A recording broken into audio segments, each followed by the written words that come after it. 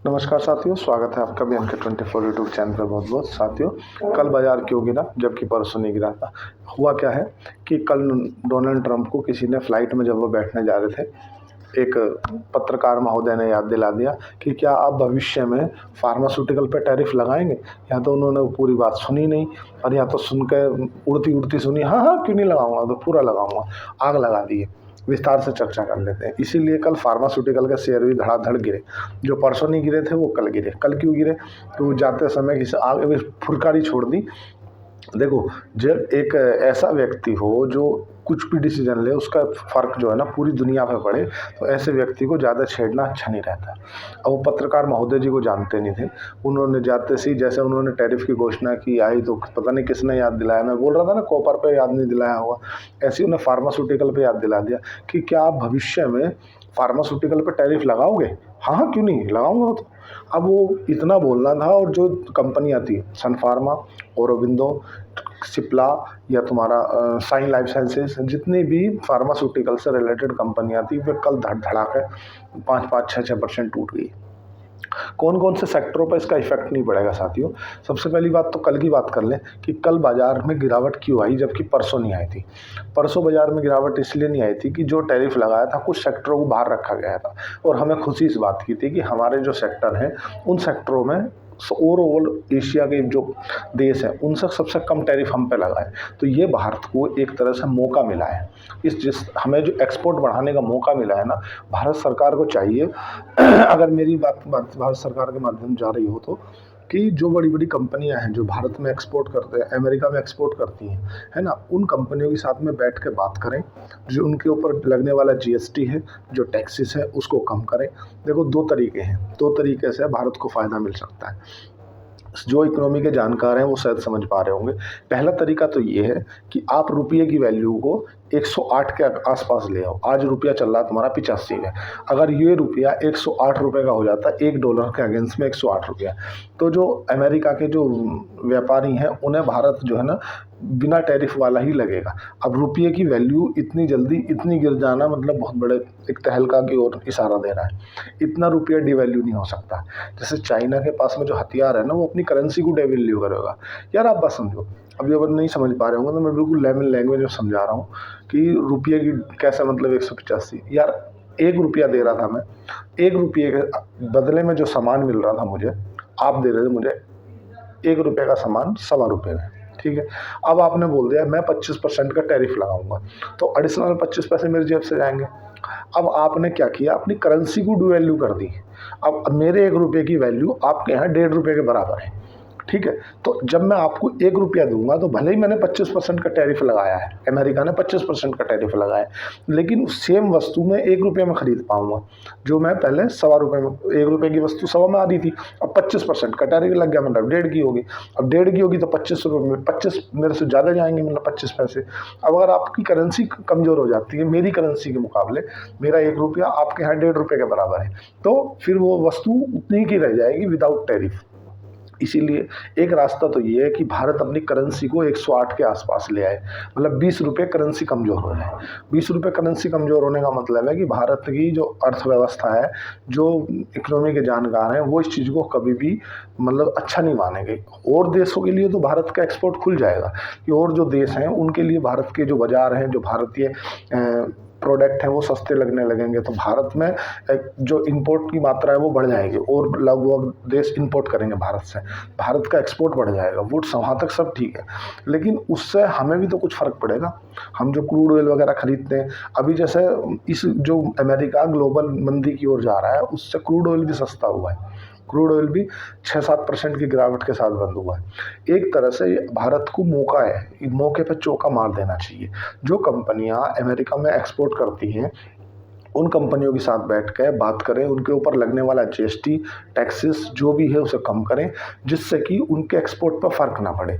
क्योंकि जब भी एक्सपोर्ट बढ़ता है इंपोर्ट घटता है, तो उसका डायरेक्ट इफेक्ट जो है हमारी GDP पे पड़ता है। और अगर GDP से बात करें तो ताइवान की बात करें या तुम्हारा हांगकांग की बात करें, ये जो देश हैं, ये चाइना की तो खैर बहुत ऊंचे स्तर पे है, हम मात्र 2% GDP का अपना एक्सपोर्ट कर पाते हैं, 2%।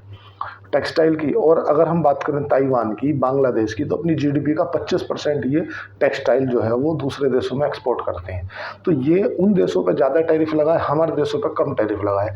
तो ये हमें मौका मिला है, इसीलिए भारत सरकार को चाहिए कि इस मौके का सही से फ़ायदा उठाया जाए, उन कंपनियों से बात की जाए, कुछ टैरिफ पर छूट की जाए और उस मौके का चौका उठाते हुए तत्काल प्रभाव से जितना भी एक्सपोर्ट वे दो देश कर रहे हैं उस एक्सपोर्ट को भारत की तरफ कन्वर्ट कर दिया जाए।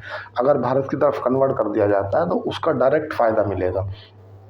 और जो कल बाजार गिरा, देखो बाजार गिरता रिएक्ट से, और जैसे ही रिएक्ट हुआ, परसों लगा टैरिफ लग गया, फार्मास्यूटिकल पर नहीं लगा, फार्मास्यूटिकल चल गया, बाकी सब लग गया। और जो दूसरे, कल किसी ने याद दिला दिया डोनाल्ड ट्रंप को, क्या आप भविष्य में टैरिफ लगाओगे फार्मास्यूटिकल पे? हाँ, क्यों लगाऊंगा, टैरिफ लगाऊंगा। वो इतना तो बोलना था, और जो तुम्हारे फार्मास्यूटिकल से रिलेटेड शेयर थे वो धड़ाका गिर पड़े। तो ऐसे व्यक्ति को छेड़ना ज़्यादा अच्छा नहीं रहता, जो व्यक्ति के एक बयान मात्र से पूरी दुनिया पर इफेक्ट पड़े। और जो देश हैं वो टैरिफ को लेकर के सामने आ चुके हैं ट्रंप के, कि हम देखते हैं क्या होता है। और ऐसा हो भी नहीं सकता, संभव ही नहीं है। जिस तरह से अमेरिका बोलता है कि हमारे प्रोडक्ट हम खुद मैन्युफैक्चरिंग करेंगे, जो आईफोन का मोबाइल आज आप 1 लाख रुपए का ले रहे हो ना, वो सेम मोबाइल आपको 3 लाख का पड़ेगा। मतलब ही नहीं है, क्योंकि इतने लागत ही ज़्यादा है ना भाई। आपको जो लेबर कॉस्ट है वहाँ पर लेबर कॉस्ट ज़्यादा है, पहली बात तो। दूसरी बात, आपको एक तो चीप लेबर नहीं मिलेगी, और आपकी जो एक्सपोर्ट कर रहे ना जो दूसरे देशों से, मान लो चाइना से यहाँ का प्रोडक्ट बना के आप ऑल ओवर विश्व में जा रहा है, तो दूसरी जो एप्पल मोबाइल बनाने वाली कंपनियाँ हैं वो चाइना में क्यों अपनी मैन्युफैक्चरिंग यूनिट डालती या भारत में क्यों डालती? वो इसलिए डालती हैं कि यहाँ पे उन्हें लेबर कॉस्ट सस्ती मिलती है, इलेक्ट्रिसिटी है और जो लगने वाले टैक्सेस हैं वो सस्ते मिलते हैं। अमेरिका में सिम ज़्यादा है भाई, अमेरिका में जो न्यूनतम लेबर दर है वो $2000 है, ऐसा मान लो। 2000 का मतलब है 1,80,000 रुपये प्रति व्यक्ति को आपको देना पड़ेगा। जैसे भारत में 24,500 मतलब 25,000 रुपये भारत सरकार ने न्यूनतम वेतन डिसाइड कर रखा है कि भाई इससे कम तो आप किसी को दे नहीं सकते। बट लोगों को जानकारी ना होने के चलते वो 10,000 में भी आदमी मिल जाता है, 5,000 में भी आदमी मिल जाता है, उसमें कोई बहुत बड़ी बात है नहीं। तो एक्सपोर्ट इसीलिए अमेरिका को ज़्यादा करते हैं भारत वाले, या भारत से जो प्रोडक्ट बनते हैं, क्योंकि उन्हें सस्ता पड़ता है और चीप वैल्यू पे बन जाता है। मतलब मैं अगर चप्पल बनाने की फैक्ट्री का काम करता हूँ, मैं बिल्कुल आपको ऐसी चीज़ बताऊँगा बिल्कुल जो प्रैक्टिकली, जो आपकी समझ में बिल्कुल फिट आया। मान लो मेरा एक चप्पल बनाने का बिजनेस है, ठीक है, और मैंने एक गाँव में अपनी फैक्ट्री डाल ली। उस गाँव में जो अधिकतर आदमी ज़्यादा हैं और अधिकतर ताश ही खेलते रहते हैं। मैंने बोला यार मैं तुम्हें 50 रुपये रोज़ के हिसाब से दूंगा और तुम मेरे यहाँ आकर नौकरी करो। बोला ठीक है। मुझे लेबर कितने की देनी पड़ रही? 50 रुपये। 10 लेबर मैंने लगाई 500 रुपये, और उन्हीं 10 ही लेबरों ने मेरे को सपोज करो 100 चप्पल बना के दी। एक चप्पल की वैल्यू अगर 100 रुपया है, ठीक है, तो 10,000 के प्रोडक्ट बेचे मैंने। भाई 100 रुपये की एक चप्पल है तो 10,000 के बेचे। मेरे लेबर कॉस्ट कितनी आई? 500 रुपये। मेरे बचे 9,500। 9,500 में मेरी अदर कॉस्ट आ जाएगी। अदर कॉस्ट में जैसे इलेक्ट्रिसिटी कॉस्ट हुई, रॉ मटेरियल कॉस्ट हुई, ऐसा करके अगर मेरा सपोज करो 35% की कॉस्ट आ जाती है, तो मेरे को कितने बचे? 6,000 रुपये। मतलब जो मेरा OPM होगा ना, ऑपरेटिंग प्रॉफिट मार्जिन, OPM हो गया मेरा 60 का, ऑपरेटिंग प्रॉफिट मार्जिन हो गया मेरा 60% का। अब इसको रिवर्स में आ जाओ। मैंने अपने शहर में एक फैक्ट्री डाली, उस शहर में जो प्रति व्यक्ति की एक आदमी की मजदूरी है वो चल रही है, मान लो न्यूनतम ही मजदूरी है 500 रुपये। मैंने 10 आदमी को वहाँ लेबर रखी, 10 आदमियों ने मुझे वहाँ 100 ही चप्पल बना के दी। एक चप्पल की वैल्यू है 100 रुपये, तो 100 × 100 मतलब 10,000। 5,000 तो मेरी लेबर कॉस्ट में चली गई, और 35% मेरा रॉ मटेरियल में चला गया, इलेक्ट्रिसिटी कॉस्ट में चला गया। अब कितने हो गए टोटल? 85 हो गया। अब सपोज करो 5 रुपये अन्य एक्सपेंस मान लो। मेरा जो OPM है ना, वो ऑपरेटिंग प्रॉफिट मार्जिन, वो बचा मेरा 10% का, 10 से 12 या 15%। अब आप समझो, एक जगह में, एक गांव में अपनी फैक्ट्री डाल के अगर चप्पल बनवा रहा हूँ तो मुझे 100 चप्पलों पे बच रहे हैं 6,000 रुपये, मतलब एक चप्पल पे बच रहे हैं 60 रुपया। और अगर मैं अपने गांव में, मतलब अपने शहर में वो फैक्ट्री डाल गया, चप्पल बनवा रहा हूँ, तो उसमें बच रहे हैं मुझे 15 रुपये। तो जाहिर सी बात है कि सेम चप्पल मैं यहाँ से जो बेचूंगा उस पर मुझे ज़्यादा बेचनी पड़ेगी। भाई मुझे वो अगर 60 ही रुपये कमाने, तो मुझे वो ये मान के चलो 145 की बेचनी पड़ेगी, तब जाकर मुझे 60 रुपये बचेंगे। अगर 145 की वहाँ मैं 100 रुपये की बेच पा रहा हूँ तो भी मुझे 45 रुपये बच रहे हैं। ₹60 बच रहे हैं, यहाँ मैं 145 की बेच रहा हूँ, तो जो प्रोडक्ट की वैल्यू है ना वो बढ़ जाएगी। सेम आईफोन पे मैं बता रहा हूँ, अगर एप्पल अमेरिका में बनेगा मोबाइल तो उसकी जो वैल्यू है वो 2 गुना हो जाएगी, 3 गुना हो जाएगी। अब इस चीज़ का किन किन सेक्टरों पे इफेक्ट नहीं देखने के लिए मिलेगा साथियों। सबसे पहले तो आप ये चीज़ मान लो कि जो पावर जनरेशन से रिलेटेड स्टॉक है ना, तुम्हारा IEX है, इंडियन एनर्जी एक्सचेंज है, अभी तो ये FNO में गिरेंगे, सब गिरेंगे, मैं किसी पर्टिकुलर स्टॉक को खरीदने की राय नहीं दे रहा भाई। इनका अमेरिका में कोई लेना देना नहीं, इनका सीधा सा जिन भी कंपनियों का डोमेस्टिक व्यापार है, जिनका दूसरे देशों के टैरिफ से कोई मतलब नहीं है, कोई वास्ता नहीं है, उनका इस पर कोई इफेक्ट नहीं पड़ेगा। भाई एक बात बताओ, पावर ग्रिड है, एक कंपनी का नाम बता रहा हूँ, आप इस कंपनी को खरीदना नहीं। पावर ग्रिड काम क्या करती है? बिजली डिस्ट्रीब्यूशन का काम करती है। अब अमेरिका में टैरिफ घटे चाहे बढ़े, उसका इन कंपनियों पर डायरेक्ट इफेक्ट नहीं पड़ेगा, इनडायरेक्ट पड़ेगा पर डायरेक्ट इफेक्ट नहीं पड़ेगा। तो इन कंपनियों पर इतना इफेक्ट नहीं पड़ेगा। गर्मी का सीजन है, जो भी पावर जनरेशन से रिलेटेड स्टॉक है वे चलेंगे, स्वाभाविक है, क्योंकि जो जिनका डोमेस्टिक व्यापार है, जैसे जोमेटो है, जोमेटो का अमेरिका में क्या मतलब, तो जोमेटो का इफेक्ट कुछ कंपनियां ऐसी हैं, जुबिलेंट का पड़ेगा, जुबिलेंट फूड वर्क है, क्योंकि लोग बाग कंजप्शन कम करेंगे। जब भी किसी देश में महंगाई आती है या वहाँ की जो इकोनॉमी है वो मंदी की ओर जाती है, तो सबसे पहला जो काम होता है वो होता है कंजप्शन। लोग बाग अपना कंजप्शन कम कर देते हैं, और कंजप्शन कम हो जाता है मतलब उनकी डिमांड घट जाती है। डिमांड घट जाती है तो कंपनी की जो भी कंपनी वहाँ पर कोई प्रोडक्ट बना रही है या डिस्ट्रीब्यूशन कर रही है या जो भी काम कर रही है, उनकी मांग घटने से उनके प्रॉफिट पे इफेक्ट पड़ता है, क्योंकि जो प्रोडक्शन 100 का हो रहा था वो आधा हो जाएगा, 40 या 70-80 के आसपास रह जाएगा। कंजप्शन घट जाएगा, डिमांड घट जाएगी, प्रोडक्शन घट जाएगा, प्रोडक्शन घट जाएगा तो लोगों का रोजगार चला जाएगा, रोजगार चला जाएगा तो उसका डायरेक्ट इफेक्ट पड़ेगा EMI पे, बैंकों की EMI खराब हो जाएगी। क्योंकि यार किसी व्यक्ति की नौकरी है, अब वो EMI दे रहा है अपनी, अब उसकी वन फाइन डे नौकरी चली जाए कि यार हम उतना प्रोडक्शन नहीं कर रहे, अब आप जाओ, आपका कोई काम नहीं है, तो अब वो उसके जद्दोजहद है ज़िंदगी चलाने के लिए, रोटी कैसे खाएगा, काम क्या करेगा। अब वो उधर EMI वाला खड़ा है, मेरे को पैसा दे, वो बोलेगा आज तक में जानने में EMI भरता ही नहीं, काम खत्म। डायरेक्ट EMI पर फर्क पड़ेगा, तो EMI पर फर्क पड़ने से जो बैंक है ना, बैंकों के NPA बढ़ जाएंगे, नॉन परफॉर्मेंस एसेट। जो पैसा बैंकों ने लोन के फॉर्म में दिया है किसी को, चाहे कार लोन के रूप में, चाहे पर्सनल लोन के रूप में, चाहे होम लोन के, जैसे ही लोगों की नौकरी आ गई, लोगों ने अपने EMI बंद करी, EMI बंद करी तो बैंकों के जो NPA है वो बढ़ जाएंगे। NPA बढ़ने से बैंकों के जो NIM है, नेट इंटरेस्ट मार्जिन, NIM पे इफेक्ट पड़ेगा। NIM से इफेक्ट पड़ते ही सीधी सी बात है बैंकों के प्रॉफिट घट जाएंगे, और बैंकों के प्रॉफिट घटने से सीधी बात है, जो उन बैंकों को हमेशा जब भी हम पढ़ते हैं तो बुक वैल्यू से देखते हैं, नेट बुक वैल्यू, उनकी बुक वैल्यू बढ़ जाएगी। बुक वैल्यू बढ़ से ही उनके शेयरों के प्राइस महंगे हो जाएंगे। एज अ शेयर का प्राइस उतना ही रहेगा, लेकिन इनको डिफाइन करते हैं बुक वैल्यू से, कि बैंक कितना महंगा है सस्ता है, वो कौन डिफाइन करता है, वो उसकी बुक वैल्यू महंगी हो जाएगी तो लोग बाग और शेयर बेचेंगे, शेयर बेचेंगे तो जो तुम्हारी मार्केट है शेयर बाजार वो और क्रैश होगा तो फिर वही सिचुएशन फिर से वही आ जाएगी मंदी की। उसके लिए क्या करना पड़ेगा, रेट कट लाना पड़ेगा, रेपो रेट में बदलाव लाना पड़ेगा। और जिस तरह की अमेरिका की नीति है, अमेरिका क्या चाहता है, अमेरिका का सीधे सिंपल सी बात है कि भाई मैं लीडर, आई एम सुपरमैन।